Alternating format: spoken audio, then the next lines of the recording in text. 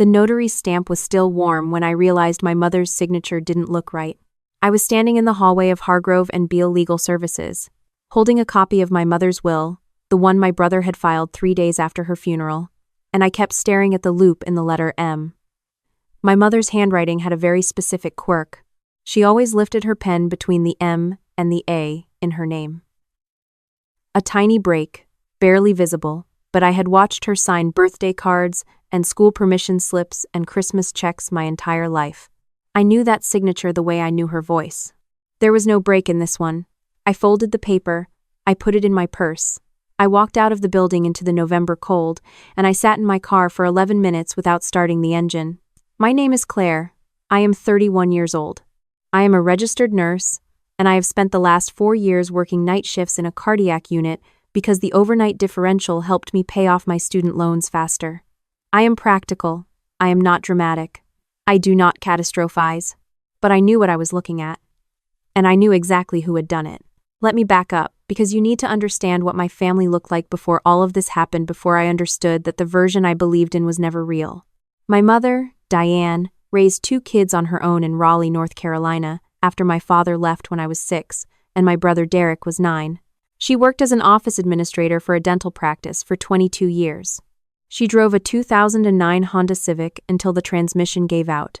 She clipped coupons, she packed lunches. She watched the news every night at 6 o'clock and fell asleep in her recliner with the TV still on. She was not a wealthy woman. But she was careful. Over the course of her working life, she had saved $214,000. She owned her house outright, a 3-bedroom ranch home in a quiet neighborhood near Lake Wheeler. She had a small life insurance policy and a certificate of deposit she had been rolling over since 2003.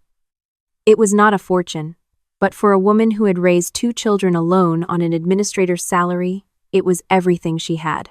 She was diagnosed with early-stage Alzheimer's in the spring of my 28th year. Derek moved back to Raleigh 6 weeks after the diagnosis. At the time, I thought it was because he wanted to help. I worked nights. He was between jobs. He was always between jobs. But I didn't say that out loud because we were family and our mother was sick and this was not the time. He said he would handle her appointments. He said he would manage her medications. He said, "Claire, you're exhausted. Let me take some of this." I let him. That was my first mistake. The disease moved faster than the doctors had initially predicted. By the end of that first year, my mother was having good days and bad days. On good days, she remembered my name and asked about work and wanted to watch Wheel of Fortune at 7. On bad days, she thought I was her sister Patricia, who had died in 1998. Derek handled most of her paperwork. He drove her to appointments. He was present in a way that I, working 3 night shifts a week and sleeping through half the daylight hours, could not always be. What I did not know, what I had no reason to suspect, was that he had taken her to a different attorney. Not the one she had used for years.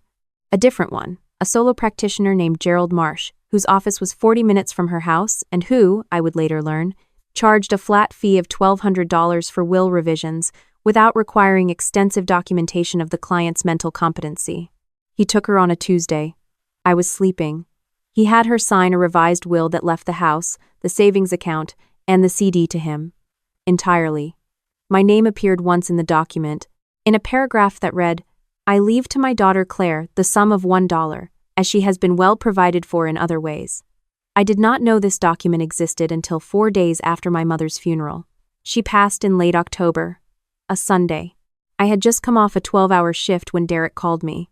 I drove to the house in my scrubs and I sat beside her bed for 3 hours after, just holding her hand, not ready to let go of something that was already gone. We buried her on a Thursday. It was gray and cold, and the leaves were down.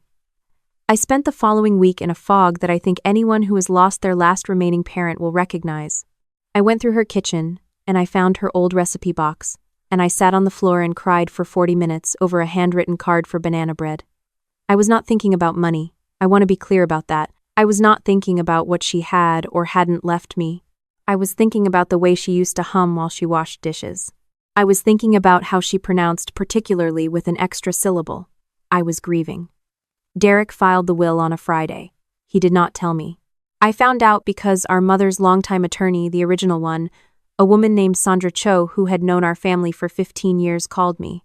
She had heard through a mutual contact that a will had been filed. She had not drafted it. She said, carefully, "Claire, I think you should come in." That was how I ended up in that hallway with a warm notary stamp and a signature that wasn't right. I want to tell you that I immediately called a lawyer and reported it, and everything moved quickly. That is not what happened. What happened is that I called Derek. I know how that sounds. But he was my brother. He was the only family I had left. And some part of me, the part that still remembered him teaching me to ride a bike in our driveway, the part that had covered for him when he came home past curfew, the part that had loaned him money 3 separate times without asking for it back, that part needed to hear him say there was an explanation. I needed him to tell me I was wrong. He picked up on the second ring. I told him I had seen the will. I told him about the signature. I kept my voice very even because I am a nurse, and I know how to keep my voice even when everything inside me is not. He was quiet for 4 seconds. I counted. Then he said, "Mom wanted it this way, Claire. She told me, you were never around." And something in me went very still, because it wasn't a denial. He didn't say, "What are you talking about?" or "That's not right," or "Let me explain." He went straight to justification. He went straight to blame. And I knew, in the way you know things you wish you didn't, that I had been right about the signature. I said, "Okay." I hung up. I sat in my car again. Different parking lot this time. I was outside a Walgreens on Capitol Boulevard. A woman walked past pushing a stroller. Someone's car alarm was going off in the distance. I watched a plastic bag tumble across the asphalt. Then I opened my phone and I called Sandra Cho back. Sandra had already been thinking about this. She was measured and professional, but I could hear something careful in her tone, not pity, but the kind of precision you use when you know the ground is unstable. She explained what I already suspected. The signature was worth investigating. The timing was problematic. My mother had been in moderate cognitive decline for over a year before her death, and any will executed during that period would require strong evidence of competency. She asked me 2 questions. Did I have access to her medical records? And did I know the name of the attorney who had drafted the new document? I had her medical records. I was listed as her secondary healthcare contact, and I had kept copies of every appointment summary for 3 years because I was her daughter and I was a nurse, and that is what I do. Gerald Marsh's name was on the notarized document. Sandra said she would make some calls. She told me not to contact Derek again. She told me, specifically, to document everything I remembered about the last 18 months' conversations, observations about my mother's mental state on specific dates, anything relevant. She said, "Write it down tonight." Memory is not static. I went home. I sat at my kitchen table with a legal pad. I wrote for 3 hours. What came out of those 3 hours surprised me, because when I actually forced myself to document the timeline, not just feel it, but write it in order, with dates I saw things I had not consciously registered before, Derek's return had not been spontaneous. Within 2 months of moving back, he had gotten himself added to my mother's checking account, for convenience, he had said, so I can pay her bills while she's having a hard week. I had thought nothing of it at the time. In the 14 months between his return and her death, $67,000 had been withdrawn from her savings account in increments small enough not to trigger automatic bank alerts. I did not know this yet, but I was about to. Sandra referred me to a probate litigation attorney named James Whitfield. He was not warm, he was not comforting. He asked me questions for 90 minutes and took notes, and at the end he said, "This case has merit. I want to subpoena the bank records and get a forensic document examiner on that signature before we file anything." I said, "How long will this take?" He said, "Long enough that you need to be patient. But I want you to understand something. If the signature is forged and the bank records show what I think they're going to show, this isn't just a civil matter. This becomes criminal." I drove home. I did not sleep. The forensic document examiner took 12 days. Her name was Patricia Ellison, and she had been qualifying as an expert witness in North Carolina courts for 19 years. Her report was 14 pages long. The conclusion was 4 sentences. The signature on the revised will did not match the known exemplars of Diane's signature across 11 verified documents spanning 2019 to 2023. The ink composition and pen pressure were inconsistent with the natural variation of a single individual. The document showed evidence of guided hand signing, a technique in which a second person physically assists or directs the signing hand. In her professional opinion, the signature had not been produced by Diane acting independently. Derek had held her hand. He had moved the pen.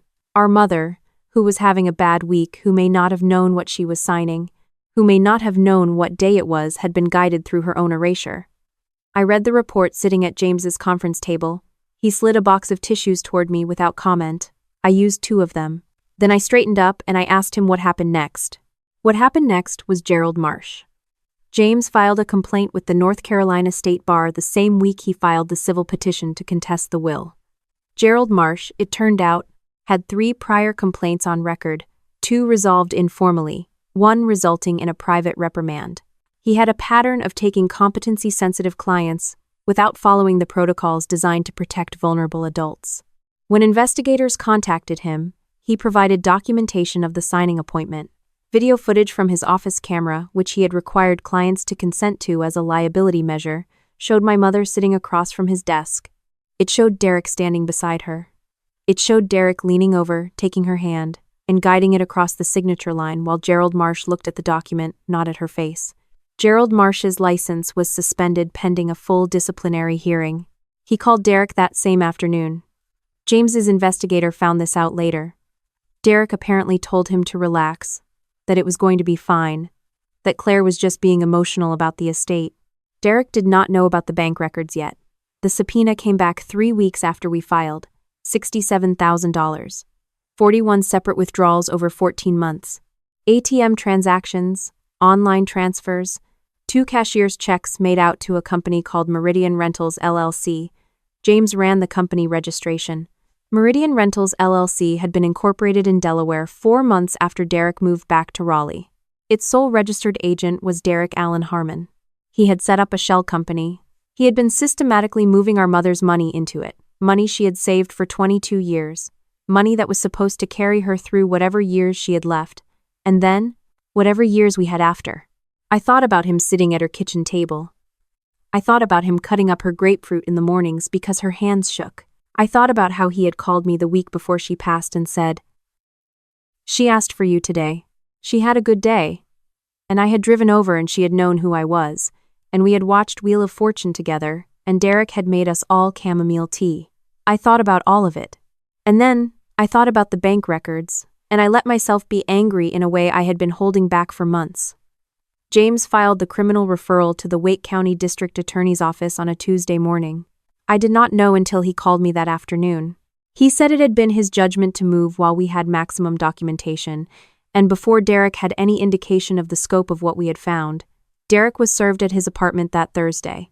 He called me 45 minutes later. I let it go to voicemail.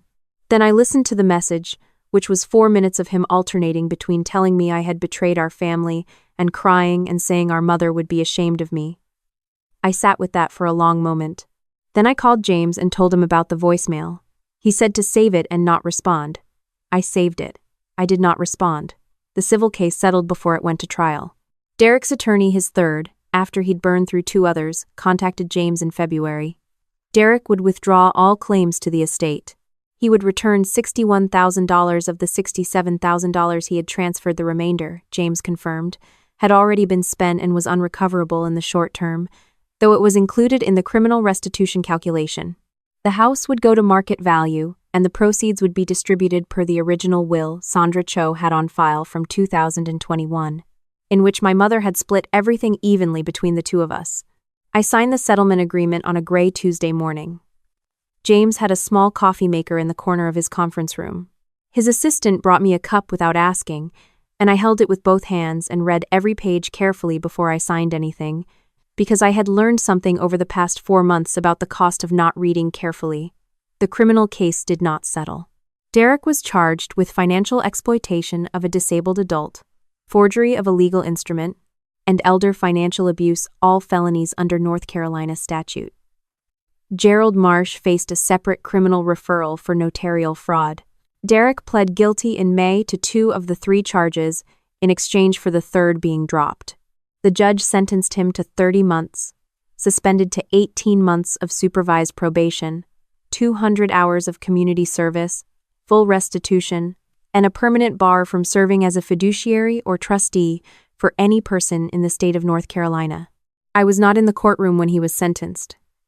James offered to have someone accompany me. I thought about it for a long time. In the end, I stayed home. I sat in my kitchen with my mother's recipe box open on the table, not for any particular reason, just because it felt like the right place to be. My phone buzzed at 2:17 p.m. James's message said, "Sentence just handed down. Full restitution ordered. Call me when you're ready." I made myself a cup of coffee. I looked at the banana bread card in her handwriting. I thought about how she used to hum while she washed dishes. I cried for a little while. Then I got up, because that is what you do. There is something I want to say that I did not understand at the beginning of all of this.